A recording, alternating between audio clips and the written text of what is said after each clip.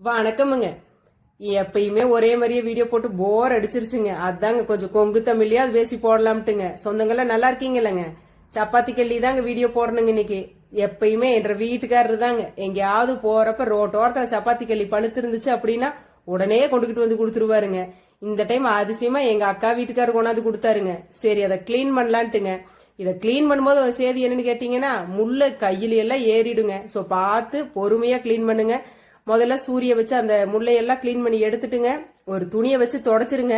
தொடச்சதுக்கு அப்புறம் அழுங்காம அதை ஓபன் பண்ணீங்க அப்படின்னா உள்ள நல்லா குட்டி குட்டியா செக்கச்சவேல் விதையோட பழம் இருக்குங்க. அதை அப்படியே தோண்டி வெளியில எடுத்துக்கலாங்க. இதுல இன்னொன்னு இருக்குதுங்க, ராஜமுள்ளுன்னு ஒண்ணுங்க. என்ற அம்மா சப்பாத்தி கல்லி சாப்பிடும் போதெல்லாம் சொல்லுங்க, உள்ள ராஜமுள்ளு இருக்கும் எடுத்துட்டு சாப்பிடுன்னு. அது எங்க இருக்குன்னு கேட்டீங்கன்னா அந்த பழத்தோட ஃப்ரண்ட் பார்ட்ல சென்டர்லயே இருக்குங்க. பாருங்க, இதுதாங்க ராஜமுள். இந்த முள்ளை எடுத்து ஓர வச்சுட்டுங்க மீதி பழத்தை எல்லாம் நம்ம நோண்டி எடுத்துக்கலாங்க. இத புளிஞ்சா பாருங்க, சார் அப்படி சிவப்பு கலர்ல வருதுங்க. கல்லு மண்ணுங்க தண்ணியே இல்லாத இடத்துல தானுங்க இந்த சப்பாத்தி களி வளருது. ஆனா இதுக்குள்ள இருக்கக்கூடிய தண்ணியையும் இதுல இருக்கக்கூடிய கலரையும் பாருங்க. கலரோட மட்டும் இல்லைங்க, அம்புட்டு நம்ம உடம்புக்கும் சத்துங்க. வைட்டமின் சி இருக்குதுங்க, நார்ச்சத்து, பொட்டாசியம், ஆன்டி ஆக்சிடென்ட் இருக்குதுங்க.